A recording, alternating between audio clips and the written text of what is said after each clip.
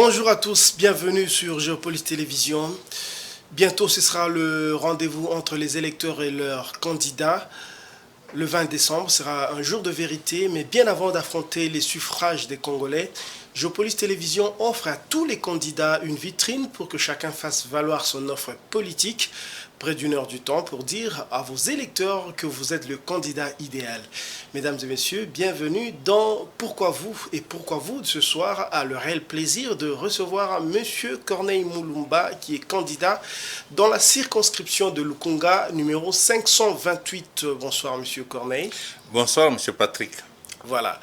Si il vous est donné de vous présenter en quelques 2 minutes, que direz-vous à vos téléspectateurs, à vos électeurs qui sont nos téléspectateurs?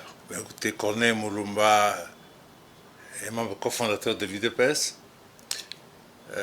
Il est licencié en gestion des entreprises, option entreprise publique. Il a été représentant de l'UDPS en Europe pendant plusieurs années. C'est un ancien vice-ministre du Plan, un ancien député sur la transition, HRPT. Il a écrit récemment un livre intitulé « Piliers et dynamique pour un grand Congo », livre dans lequel il présente pour lui les raisons pour lesquelles notre pays n'arrive pas à sortir de s'empêtre toujours et pourquoi et qu'est-ce qu'il faudrait faire pour que nous puissions le sortir de là. Donc, il se présente pour qu'effectivement, tenant compte de tout cela, de ce long combat de 43 ans au service du pays au travers du DPS pour, comme il est dit lui-même, c'est une chose de bon sens quand on tient compte de tout le passé politique, du don de soi, et c'est une option de patriotisme pour tous ceux qui pensent que nous devons mettre les intérêts du Congo au-dessus de toute autre considération. Voilà, c'était une présentation quand même assez détaillée, mais comment présentez-vous votre offre politique? Mais j'ai écrit un ouvrage intitulé « Piliers et dynamique pour un grand Congo » que je vais vous présenter tout à l'heure. Et dans l'ouvrage, je propose des réformes concrètes qui peuvent faire en sorte que notre pays décolle. Donc on vient au Parlement pour qu'effectivement nous puissions peser de tout notre poids et de toute notre expérience pour faire sortir notre pays de là et le faire décoller. Je pense que notre pays a été gâté par la Providence dans tous les secteurs. Ce n'est qu'un problème d'hommes aujourd'hui, et que si nous avons les hommes qu'il faut à tête du pays, au gouvernement, au Parlement, nous allons épater le monde en peu de temps. Est-ce que ce n'est pas de la démagogie pour un député de prétendre vouloir changer les choses dans une configuration où c'est la majorité qui décide? Un seul député, comment peut-il faire pour changer les choses? Non, un seul député ne peut pas. Je vais dire ceci. Nous allons aux élections. Nous invitons les électeurs à faire le bon choix, à regarder chaque député, quel est son passé, de voir la sincérité de son engagement. Sur base de ça, de toutes ces propositions, le soutenir pour qu'il entre au Parlement. Si moi j'entre au Parlement, première action, c'est rechercher parmi les élus ceux avec qui nous partageons une même vision, c'est-à-dire les patriotes qui sont au Parlement. Et nous constituons un groupe parlementaire pour peser. Les députés ne gèrent pas le pays au quotidien, c'est le gouvernement. Mais les députés ont un œil sur le gouvernement, suivent l'action du gouvernement, ils peuvent sanctionner, ils contrôlent. Donc, ce n'est pas un seul député, mais c'est un groupe de députés. Donc, mon objectif, c'est de constituer le groupe parlementaire des patriotes avec lequel nous allons travailler.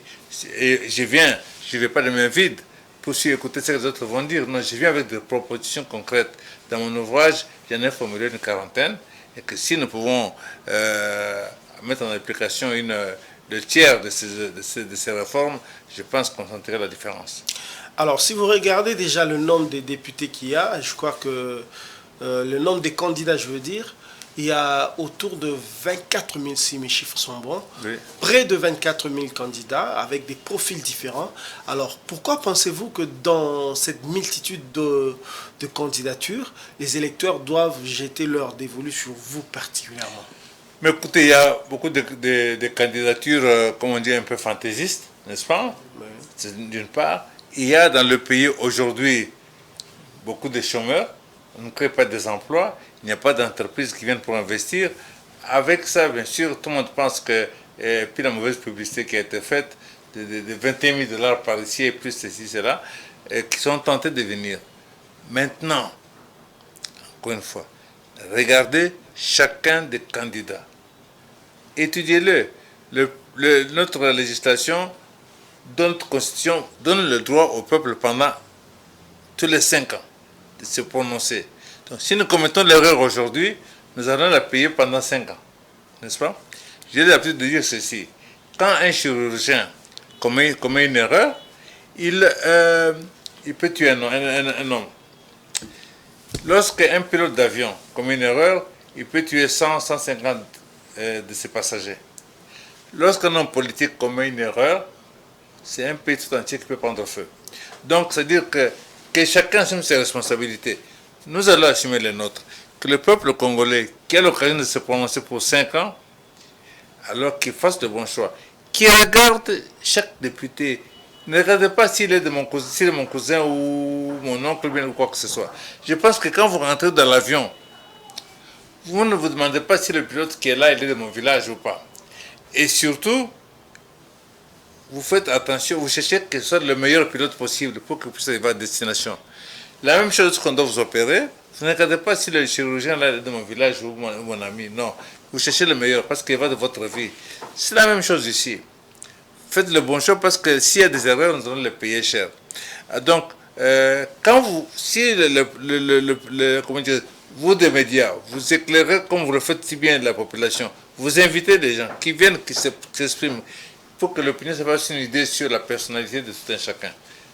Je pense que si on fait ça, et qu'on regarde le combat de Corneille Moulumba depuis 43 ans aujourd'hui, on dirait que non, cet homme-là, il est sincère dans ce qu'il fait. Il ne tient pas la vérité avec un grand V, mais il a une certaine expérience, une certaine maturité, et il mérite qu'on fasse confiance pour qu'il puisse aller au Parlement. Voilà, vous êtes pionnier de l'UDPS, c'est-à-dire parmi les personnalités qui ont fondé ou bien fondé ensemble l'UDPS. Oui. Mais ça, c'était un combat il y a 40 ans. Aujourd'hui, comment définissez-vous votre engagement politique? Mais le combat, il y a 40 ans, c'est vrai, mais quel est l'objectif? Changer, améliorer les conditions de vie de nos compatriotes. Exploiter au mieux les ressources naturelles dont notre pays est doté. Faire monter l'image de notre pays, qui est la démocratie, qui est le droit, le respect des droits de l'homme dans notre pays, qui est un état de droit. Mais ce combat, il est là. Dans quelles conditions vivent les Congolais aujourd'hui? Le combat reste valable. Même s'ils ne sont pas là, les jeunes qui nous suivent peuvent poursuivre ce combat. Changer. Nous avons affaire à des ennemis puissants qui envient notre pays, qui envient nos ressources naturelles, qui veulent nous maintenir dans la pauvreté pour mieux nous piller. Alors, c'est notre devoir de continuer à éveiller les consciences pour que les gens comprennent que l'intérêt du Congo est ailleurs et que nous avons la possibilité dans ce pays d'être le meilleur possible parce que nous avons une grande population, nous avons des grands espaces, nous avons beaucoup de minéraux, nous avons beaucoup d'espace pour un très bon climat, nous avons une grande population. Donc on a tous les atouts possibles si nous plaçons les hommes qu'il faut là où il faut. C'est-à-dire que ceux qui vont au Parlement, qui sont des vrais députés parlementaires, qui vont faire leur travail de députés, de contrôler le gouvernement, de proposer des réformes, de proposer des lois, et ceux qui vont au gouvernement d'exécuter les programmes comme il faut. Et donc honnêtement. Donc c'est ça le problème. Alors, il y a 24 000, il peut y avoir 100 000, c'est pas sans problème, puisque c'est la démocratie, chacun peut poser sa candidature, c'est pas un problème. Mais le juge, c'est le peuple, c'est lui qui doit juger. Et regardez parmi tous ces candidats, lesquels ont un profil qui peut effectivement au Parlement faire un travail. Quel est le profil pour être demain au gouvernement? Qui doit être à la tête du pays? qui est suffisamment rassembleur, qui est suffisamment mature, sage, qui est suffisamment patriote que pour prendre le drapeau du Congo et le conduire. Alors, vous avez déjà été, on va dire, membre d'un parlement de transition. Oui. Selon vous, dans la mission d'un député, quelle doit être la tâche la plus prioritaire? Mais la tâche, c'est-à-dire que d'abord, il faut contrôler le gouvernement, parce que le gouvernement est là pour ça. Il gère au quotidien les intérêts de la nation. Ils doivent tenir les ministres à l'œil, doivent les interpeller sur leur gestion, ainsi de suite. Donc, la rigueur dans la désignation de ce qui entre au gouvernement, d'une part, et les suivre au jour le jour. Entre-temps aussi, c'est-à-dire qu'on a besoin de députés qui ne font pas que ça. On a besoin de députés qui viennent avec des idées, des propositions, parce que les députés proposent des réformes, proposent aussi des lois. Donc, pas des gens qui viennent et on apporte des textes, ils trouvent que c'est trop fastidieux à lire et ils ne suivent même pas, ils sont là pour voter oui, pour voter non, et pour dormir, et ainsi de suite. Donc, c'est important qu'effectivement, qu'il y ait cela, c'est-à-dire que vous avez des gens qui viennent faire ce travail-là. Alors, si vous êtes député, vous assistez, vous participez régulièrement aux séances, vous participez dans les commissions. C'est comme un étudiant. Si vous vous contentez uniquement d'étudier quand vous êtes en classe, c'est difficile. De temps en temps, à la maison, il faut aussi revoir ses cours, ainsi de suite. Donc, c'est la même chose. Le vrai député travaille pendant les séances, mais le vrai député, il participe à tous les travaux des commissions, mais aussi en dehors de ça, ils ont aussi des groupes parlementaires au sein desquels ils doivent travailler. Et c'est comme ça qu'on arrive à faire avancer le pays. Il faut pour ça que les partis politiques aussi fassent des choix qui soient convenables, en alignant sur leur liste de personnes qui ont le profil pour être députés. Et pas, encore une fois, et toujours pas de complaisance. Voilà, en regardant la société congolaise, je sais que vous avez écrit ce livre, donc vous avez proposé beaucoup de réformes pour la société congolaise. Lorsque vous la regardez, quels sont les textes de loi qui manquent, par exemple? En réalité, on ne peut pas dire qu'il y a des textes de loi qui manquent. Il y a le respect des textes qui sont déjà là. Commençons par respecter ce qui est là. Il y a des réformes à apporter, et j'en propose ici. Mais commençons par appliquer les textes que nous avons. Nous avons des lois. Nous avons des lois qui sanctionnent. Nous avons suivi avec moi tous les détournements, les vols et tout ça, les 100 jours, les jours et compagnie. Qu'est-ce qu'il y a en prison? Personne. Le seul procès qu'il y a eu, c'est celui de Kamere. Et Kamere est vice-premier ministre aujourd'hui. Alors qu'il a été condamné, il était là en appel, l'appel a encore été condamné. C'est tout ça qui fait que... Non, il a été acquitté aussi par la même justice. Non, oui, mais condamné, il va en appel, condamné, et puis acquitté, il n'a pas été blanchi, acquitté. Acquitté, ça peut être une affaire d'erreur judiciaire, pas erreur judiciaire, mais un document qu'on peut vous acquitter, n'est-ce pas? Mais avec tout ce que nous avons vécu, vous vous retrouvez vice-premier ministre de la République. Après que deux instances au sommet de l'État, de la justice, vous êtes condamné et confirmé la condamnation, quelque part il y a quelque chose qui cloche là. Ça marche, il y a quelque chose qui cloche. Et puis, l'argent est parti comme ça. Alors, une ambition pédagogique, il faut préciser que Kamere a été justement acquitté. Donc, il a été acquitté. Oui. Il a été acquitté. Mais être acquitté ne veut pas dire être blanchi. C'est différent. C'est mieux d'ailleurs qu'être blanchi. Non, voilà. non, être blanchi, c'est mieux. C'est-à-dire que non, il n'y a rien. Ici, on peut dire qu'il manque telle pièce dans le dossier et on vous acquitte. Mais vous n'êtes pas blanchi pour autant. On a bien compris qu'il ne manque pas de texte, mais c'est plutôt le respect de texte. C'est le respect, la rigueur dans l'application des textes que nous avons. C'est déjà beaucoup. Si on pouvait appliquer avec rigueur ce qu'il y a, on aurait déjà progressé. Bien sûr qu'il y a des réformes qu'il faut apporter, et j'en propose. Mais si on appliquait ce qu'il y a déjà... Allez, indépendamment des textes, nous avons une armée de plus de 150 000 soldats, n'est-ce pas? Oui. 2 ans après, Bunagana est pris, est toujours entre les mains du Rwanda. Pas seulement Bunagana d'ailleurs. Qu'est-ce qui nous manque? Est-ce qu'il ne faut pas une loi pour ça? Pour ça, il y a des décisions à prendre, n'est-ce pas? Pour quelle raison notre territoire, pendant 2 ans, est occupé par un pays aux dimensions lilliputiennes comme le Rwanda? Pour quelle raison? Quelque chose qui ne va pas, hein? Raisonnez un peu, qu'est-ce qui ne va pas? Comment est-ce pensable?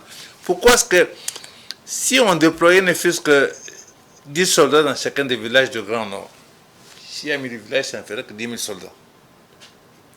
Nous en avons 150 000. Nous avons des gisements de cassiterite par-ci par-là, de coltan, de tout ce que vous voulez. Pour quelle raison est-ce qu'on ne pourrait pas négocier, au besoin de troquer un des gisements avec un pays producteur d'armes pour pouvoir nous procurer, nous équiper en armes nécessaires et nous défendre? Pour quelle raison on ne se défend pas? Pour quelle raison on ne défend pas? Aujourd'hui, on parle d'une trêve. Une trêve sur notre sol. Sur notre sol. Des troupes étrangères sur notre sol, nous faisons une trêve. Mais bon sang, nous sommes où là? Vous voyez, c'est-à-dire qu'il y a des décisions à prendre. Si avec les lois que nous avons, si nous avons une gestion du pays suffisamment patriotique, je pense qu'il y a des décisions à prendre. Dès lors qu'on est là et qu'éventuellement Washington ou ailleurs dit non, ne faites pas ça, vous ne faites pas, faites ça, vous faites, nous sommes foutus. Voilà, le Congo, comme beaucoup de pays africains, c'est un pays qui connaît beaucoup de départs de ses fils et filles qui vont peut-être en Occident, ils acquièrent d'autres nationalités. Pensez-vous qu'il est temps pour ouvrir le débat sur l'exclusivité de la nationalité, ou est-ce qu'on doit accepter de perdre nos filles et fils qui partent ailleurs et pour des raisons parfois de survie, ils acquièrent des nationalités? J'ai constaté, j'ai vécu longtemps à l'extérieur, les Congolais, même s'ils ont la nationalité du pays, ils ont pas la nationalité. Quand vous allez chez eux à la maison, vous écoutez de la musique congolaise, ils mangent congolais en le payant très cher parce que quand on devait transporter le pondou d'ici jusque là-bas ou les matembele d'ici jusque là-bas, ça coûte cher. Ça coûte cher. Ouais. C'est ça qu'ils mangent ça. Leurs enfants mangent ça. Les Ndakala et autres, ils mangent ça. C'est-à-dire quelque part, il y a un attachement. Il y a un attachement, mais juridiquement, par exemple, quelqu'un qui par exemple, la nationalité française ne peut pas revenir ici pour revendiquer la nationalité congolaise. Oui, oui. Parce que la clé, là, c'est l'exclusivité de nationalité. Est-ce qu'on doit ouvrir le débat là-dessus? Moi, je pense que nous devons être réalistes. Pour moi, on doit formuler ceci, que la nationalité congolaise d'origine, et, comment dirais-je, on la garde. Vous êtes Congolais, vous restez Congolais. Vous allez ailleurs, vous prenez d'autres nationalités, il n'y a pas de problème. Maintenant, on peut encadrer ça. On peut dire que de telle fonction, telle autre fonction, on ne peut pas avoir une double nationalité. On peut être rigoureux, on peut être exigeant. Mais il est impensable qu'un Congolais qui va, même s'il est né en Espagne, que pour revenir ici au Congo, qu'on lui demande un visa, non, il est congolais, il doit pouvoir revenir. Moi, je pense qu'on doit être souple de ce côté-là. La nationalité congolaise d'origine est irréversible. Vous êtes congolais, à moins que pour une autre raison, vous la perdiez, cette nationalité. Mais sinon, on doit pouvoir la garder. Donc, soyons souples de ce côté-là. On peut être exigeant avec les pays voisins, compte tenu de ce que nous connaissons, mais c'est momentané. Parce que dès lors que le régime politique dans ces pays-là change, n'est-ce pas, on peut être beaucoup plus souple. Mais de toute façon, pour chaque cas, on va examiner, on va étudier pour aller plus loin et ne pas se contenter de dire, bon, les Rwandais, les Burundais, les Angolais, les ceci, les cela. Je ne suis pas très d'accord pour ça. Un Congolais reste Congolais. Un Congolais reste un Congolais. Dans l'opinion publique, il y a quand même un grand débat, toutes ces années ici, autour de, on va dire, le train de vie des institutions. Pensez-vous qu'il est maintenant temps pour qu'il y ait réduction du train de vie des institutions, à commencer par le Parlement, bien sûr? Mais, écoutez, on a suivi les chiffres ici, le salaire des députés de 21 000 $. Il est à fait que si vous avez 500 députés et que chacun touche, 21 000 $ chaque mois, on peut se le permettre. Si vous faites des élections, que ces élections vous coûtent 1,5 milliard $, il y a quelque chose qui ne va pas contenir dans notre budget. Si on ramène le salaire des députés, des émoluments à 5 000 $, et qu'on prévoit par exemple des primes pour la participation à des commissions, n'est-ce pas? Et que sur les 3 mois de vacances, 2 fois 3 mois, on dit 1 mois sera consacré à la formation des députés. Pendant 1 mois, suivre la formation politique sur la géographie, pour l'histoire, sur les minerais, sur tout la conjoncture, la géopolitique et tout le reste, pour les équiper suffisamment, ce serait une bonne chose. Donc il s'agit d'un encadrement, non seulement de la réduction, mais de l'encadrement. Je ne vois pas pour quelle raison, c'est quand même le président de la République, il a un cortège de 20 véhicules quand il circule, et ça lui arrive très fréquemment. C'est pour quelle raison? C'est pour gagner quoi? Donc je pense qu'effectivement, on peut réduire le camp de vie des institutions, mais attention à ne pas paralyser les institutions non plus. Parce que nous devons fonctionner. Simplement qu'il y ait un bon usage et qu'il y ait un contrôle. Comment organiser le contrôle des dépenses de nos institutions? Vous allez au Parlement, tout le monde ne parle que de dépassement. Dépassement de 200%, de 300%. Comment est-ce possible? Parce que vous avez un budget qui a été présenté. Travaillez dans le cadre du budget qui vous a été affecté.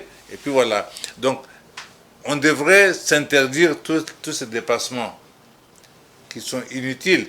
Beaucoup de dépassements à la présidence liés notamment à de très nombreux voyages. On peut s'interroger, ces voyages, et moi on fait le bilan, on servi à quoi? Donnez-moi une seule entreprise française, belge, américaine, ou laquelle, qui est installée chez nous. On n'a rien. Alors ça servi à quoi de ce gaspillage-là?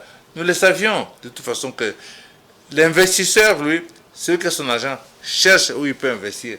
On n'a pas besoin d'aller le chercher, parce que lui, c'est informe. Il sait que ce pays-là, il est stable, ce pays-là, il y a de l'ordre, il y a de la rigueur. Si on met 1 franc là-bas, on va en gagner 2, on va en gagner 3. Il va venir investir. Et on a perdu comme ça des millions, je sais pas, centaines de millions de dollars qui auraient pu être investis dans les écoles, même pour ouvrir une banque de crédit agricole, par exemple.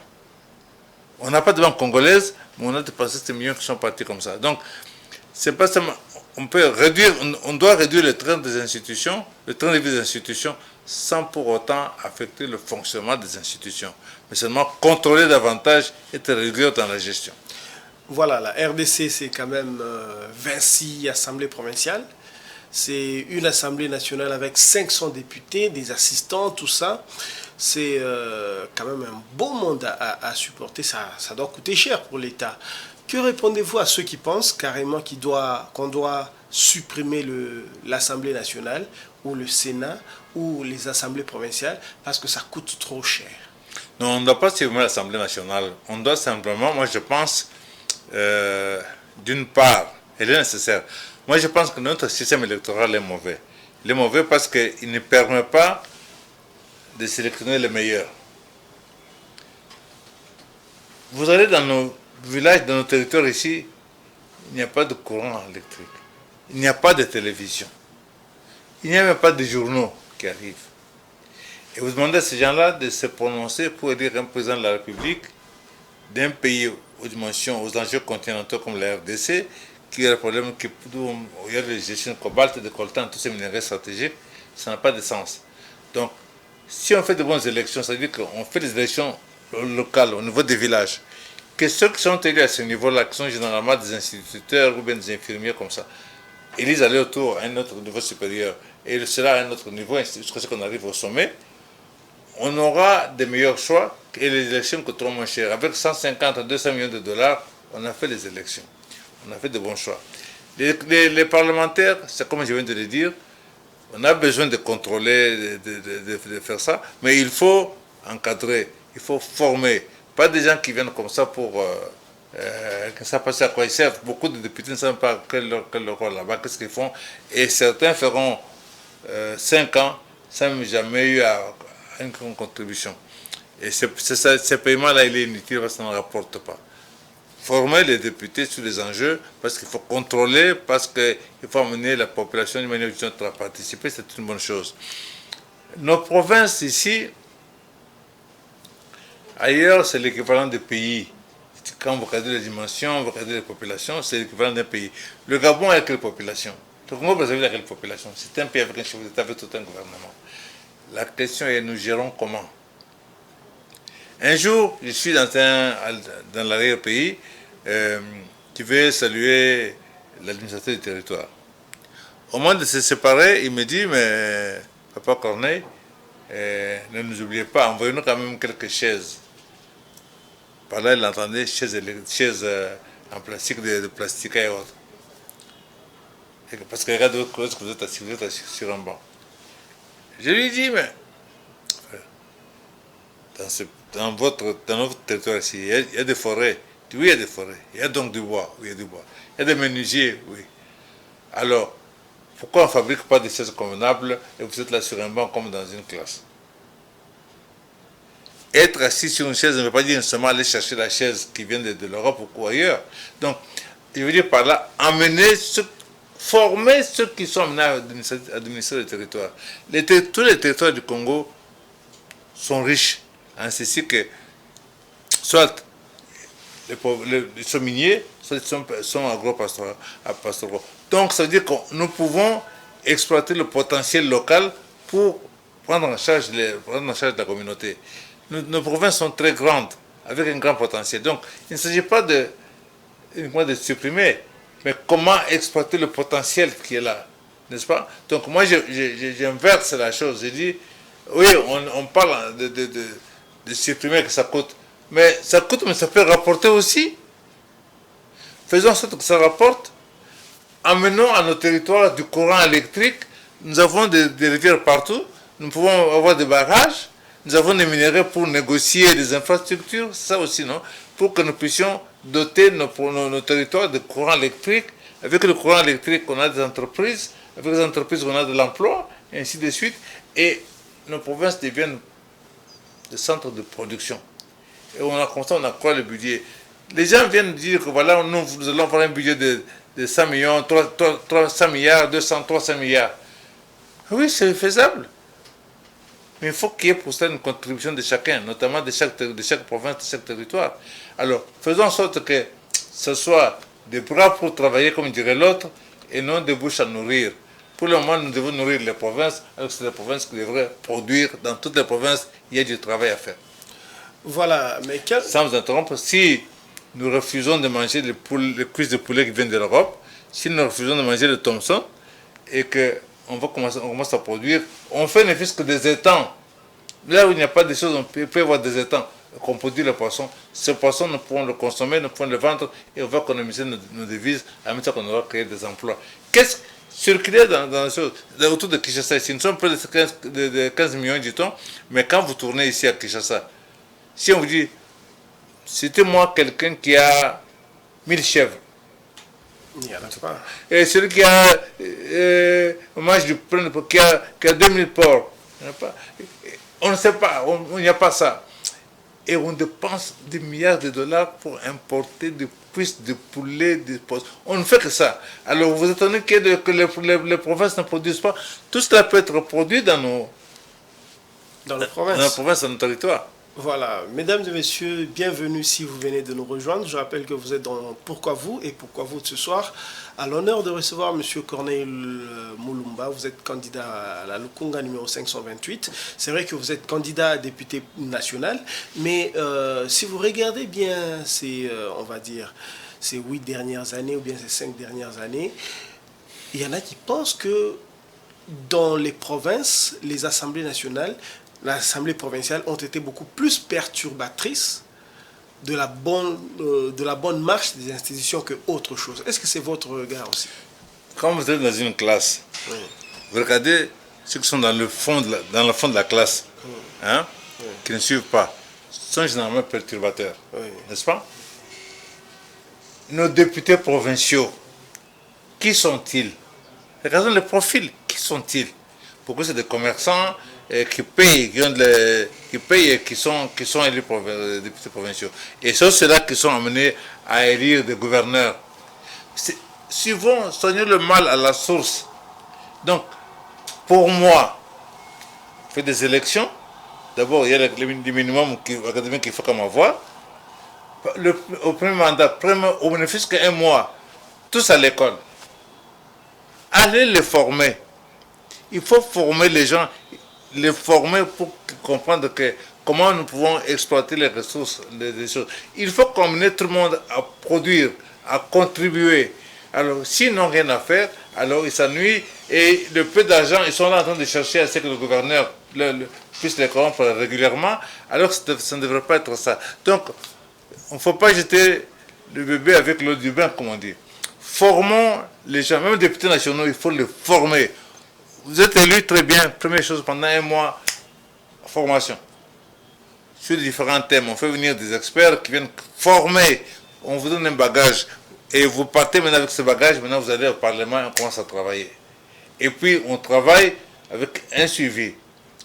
Une autre mesure, vous n'assistez pas à autant de séances, on vous invalide.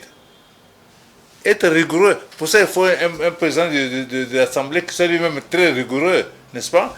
Et qui veille à ça. Les rapports de présence sont là, pas des gens qui viennent aujourd'hui, maintenant ils signent et puis ils repartent. Non, on suit, on reçoit les travaux, les rapports de commission, on voit la présence, les gens. On vous paye bien pour que vous soyez à l'aise, mais alors vous devez travailler. Vous devez travailler dur comme un instituteur qui surveille ses élèves. Vous devez produire. À ce moment-là, on va de l'avant. Il y aura des lois, il y aura des réformes, il y aura des sanctions pour les députés, il y aura tous ces éléments-là. Mais ça, c'est déjà la tête. Nous avons un président de l'Assemblée nationale qui est, je pense, le seul élu de son parti. Vous êtes le seul élu de votre parti, vous devez diriger une Assemblée nationale de 500 personnes. Déjà, ça veut dire que vous ne pesez pas dans l'Assemblée. Par rapport à celui qui a 20, 30, 40 députés, vous ne pesez pas dans cette Assemblée là-bas. Comment vous imposez? Vous avez un Premier ministre qui est issu d'un parti politique qui a 2 ou 3 députés. Mais vous pesez quoi? Pas grand-chose. C'est aussi cela. C'est pour ça que nous sommes dans un régime semi-parlementaire. C'est justement pour que nous puissions avoir un Premier ministre issu de la majorité. Donc vous avez gagné des postes, des électeurs, et ensemble, vous désignez sur le Premier ministre et vous suivez l'action du Premier ministre. Alors on a des résultats. Donc pour le moment, tout est faussé. Ne disons pas que voilà, il faut balayer les institutions. Non, seulement faisons fonctionner les institutions comme il faut. Pour ça, faisons entrer au Parlement des gens qui comprennent déjà les choses, d'une part, et puis formons, j'insiste, formons les députés, qui soient nationaux, provinciaux, même locaux, formons les élus, formons-les pour qu'ils sachent quelle est leur mission et comment le faire. Vous venez de citer le président de l'Assemblée nationale sortant. Justement, cette législature a été un petit peu particulière avec des perturbations qu'il y a eu au niveau de la coalition qui s'est répercutée à l'Assemblée nationale. Quel regard portez-vous sur le travail d'ensemble au cours de cette législature de l'Assemblée nationale? Mais ce pays cache les bêtises que nous avons commises. Excusez-moi, mais vous avez vu comment on a changé la majorité, n'est-ce pas? Mais à partir de ce moment-là, vous voulez quelle rigueur? Vous voyez comment dans quelle condition on a changé le gouvernement? Vous voulez quelle rigueur? C'est un problème de rigueur. Il faut qu'il y ait des gens costauds qui doivent diriger les choses.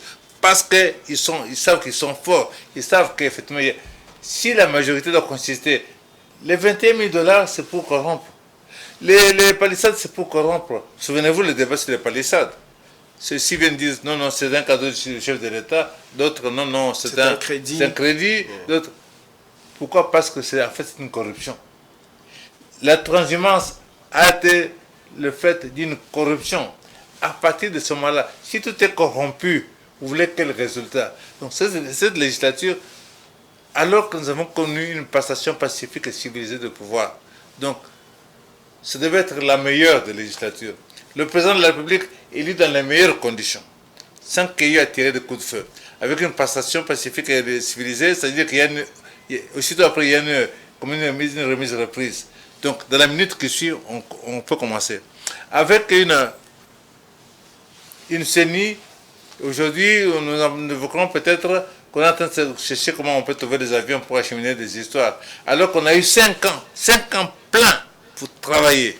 Alors, on aurait pu, ici, avoir un grand travail. Il y en a qui diront, il y a eu l'épisode quand même de Ronsard Malonda, pardon. Non, Ronsard Malonda qui a perdu quand même beaucoup de temps. Non, il y en a qui peuvent dire ça. Donc... Non, mais ça ne tient pas debout. Pourquoi? Parce que la CENI est une institution, d'accord? Indépendamment des personnes qui la composent. Ceux qui sont en place font leur travail. Quand les nouveaux arrivent, on remplace. Mais vous n'êtes pas bloqué. On bloque pourquoi? C'est une institution qui doit faire un travail. Et aussitôt que les élections ont lieu, le lendemain, on commence à préparer les élections suivantes. Donc 5 ans. Qu'est-ce que les problèmes de gouvernement on voit là-dedans? Non, mais il fallait installer les nouveaux membres, il fallait, avec les nouveaux membres, avoir le financement du gouvernement. Bref, ça a été aussi un problème. Le gouvernement doit donner à la CENI les moyens de fonctionner. Si aujourd'hui, la CENI manque les moyens, il y a un responsable, c'est le gouvernement. Nous avons un Parlement qui doit interpeller le gouvernement. Comment se fait-il, monsieur le ministre des Finances, que la CENI n'a pas de moyens? Pour quelle raison? Alors qu'on sait qu'à telle date, il y aura des élections. Donc, si c'est Malonde qui est là, il travaille. Quand on a désigné quelqu'un d'autre, il vient le remplacer, il y a remise reprise. Où est le problème? Donc, il n'y a pas de problème. Moi, je crois qu'on ne doit pas se tromper. Nous sommes coupables de la manière dont les choses vont. Vous avez le président de la République qui est issu du parti politique modèle dans ce pays. Le parti pour lequel des gens ont payé de leur vie.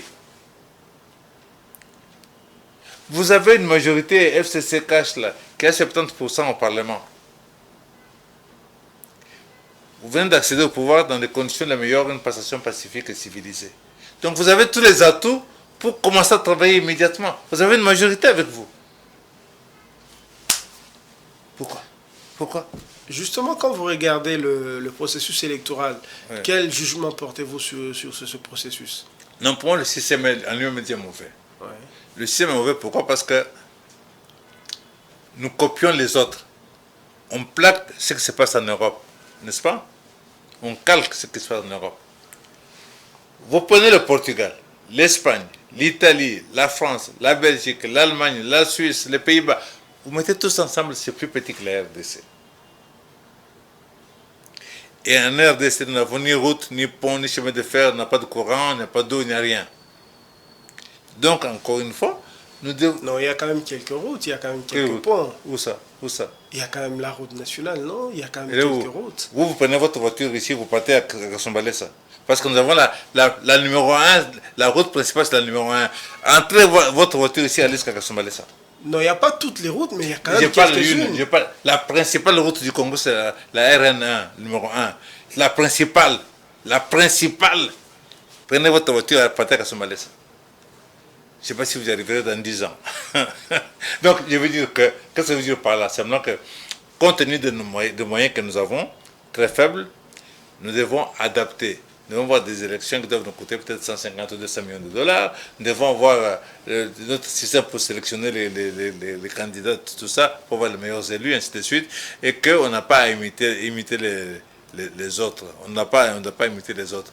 On doit, nos statisticiens, nos psychologues, nos juristes, tout ce monde peut être mis ensemble pour réfléchir, nos politologues, pour voir comment nous pouvons adapter notre système électoral pour avoir les meilleurs éléments et les meilleurs résultats. Voilà, Corneille Mulumba, quels sont vos rapports avec l'UDPS aujourd'hui? Mais j'ai un problème à la fois de conscience. Je m'explique. Je suis membre cofondateur de l'UDPS. Oui. Toute ma vie, je l'ai passé avec l'UDPS.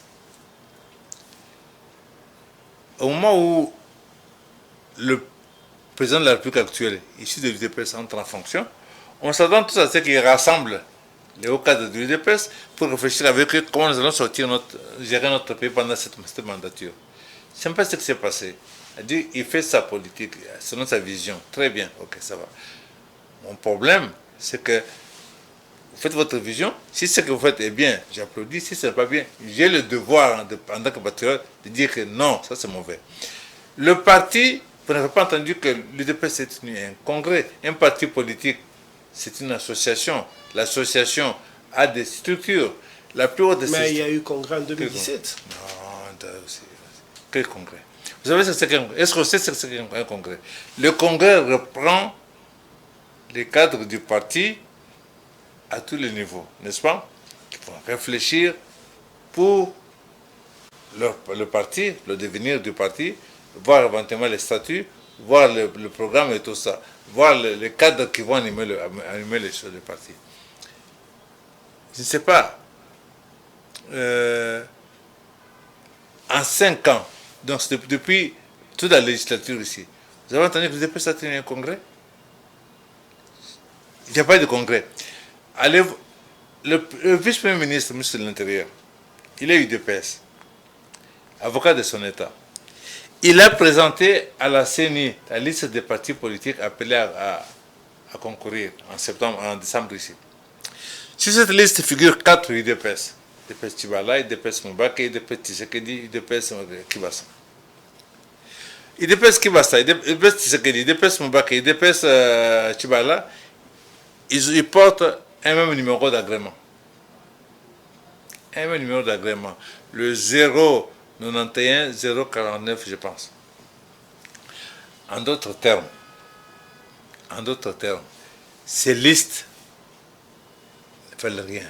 Donc nous risquons de voir que on a invalidé la liste présentée par l'UDPS.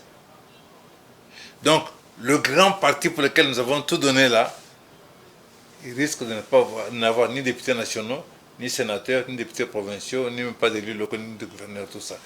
Comment est-ce possible qu'un vice-premier ministre, ministre de l'Intérieur, UDPS s'il vous plaît, et avocat de son État, ait présenté une liste à la CENI? Et curieusement, la CENI reçoit ça et transmet à la Cour constitutionnelle qui valide. Ça ne te dit pas, ça ne porte pas notre nom, c'est un complot pour tuer définitivement l'UDPS. Et ça, nous ne sommes pas prêts, parce que les gens peuvent jouer avec ça comme ils jouent avec ça, mais nous, l'UDPS, c'est notre vie. Dans le fleuve Congo, ici, M. Patrick, vous avez des membres de notre parti qu'on a lié les mains derrière le dos, vivants. On a lié, on a mis une pierre là-bas, on a flanqué, vivants dans le fleuve, sont là, leurs squelettes sont là au fond du fleuve.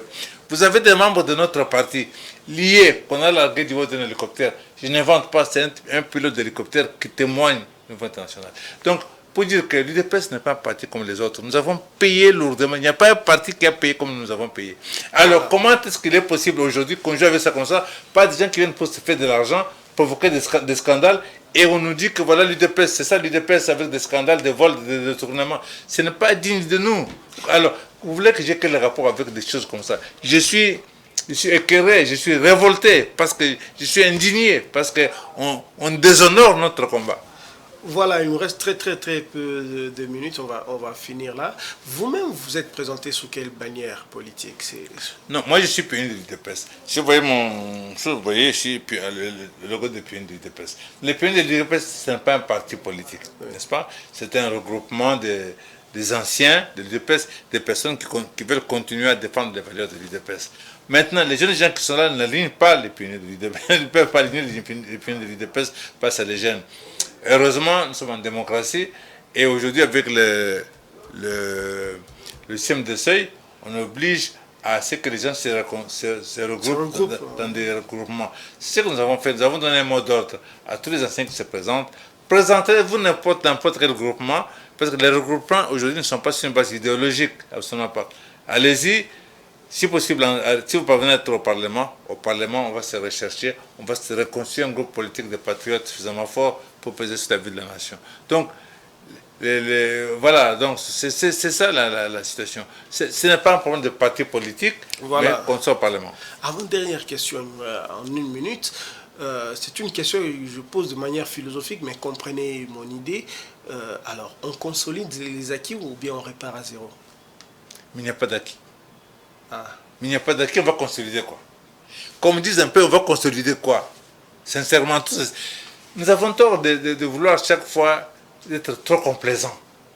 Si nous sommes complaisants, nous le payons cash. Si nous sommes complaisants en envoyant les députés au Parlement, nous payons cash. Si nous sommes complaisants en envoyant des gens au gouvernement, nous payons cash. Si nous sommes complaisants en envoyant les chefs de l'État là-bas, nous payons cash. Il s'agit des problèmes de la vie des centaines de millions de Congolais qui sont en jeu. Nous avons le devoir d'être très rigoureux. Dites-moi, nous avons connu une passation pacifique et civilisée des pouvoirs, je le répète. Quel est l'acquis que nous pouvons consolider? Lequel? Voilà, c'est presque terminé. Je suis désolé, mais il n'y en a aucun. Il n'y en a aucun. Donc, à la présidence, votre choix, c'est... Mais je vais choisir qui? Moi, j'ai écrit un livre, oui. Piliers et dynamique pour un grand Congo. J'ai réfléchi sur les voies et moyens de sortir notre pays de là où il est, n'est-ce pas? Donc, Le candidat idéal pour moi, c'est celui dont les idées se rapprochent de ceci. Et il n'y en a aucun. Il n'y en a aucun. Voilà, on va terminer, mais en 30 secondes, vous allez regarder la caméra pour vous adresser à vos électeurs éventuels, pour dire pourquoi vous êtes le candidat idéal sur lequel ils doivent porter leur choix. Bien,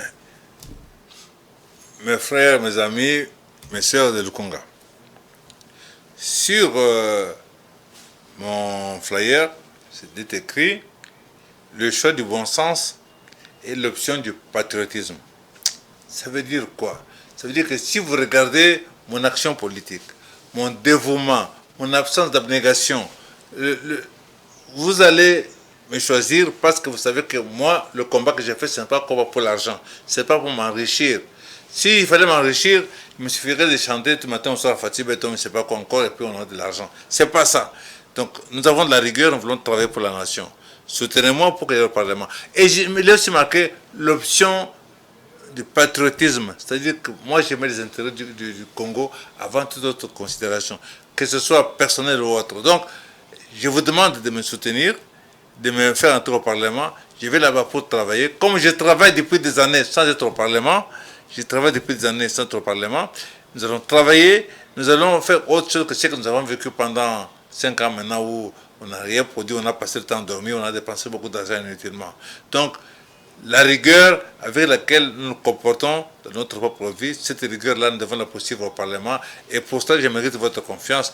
Aidez-moi à aller au Parlement. Nous allons continuer à travailler pour la nation congolaise parce que nous méritons de vivre mieux que ce que nous vivons aujourd'hui.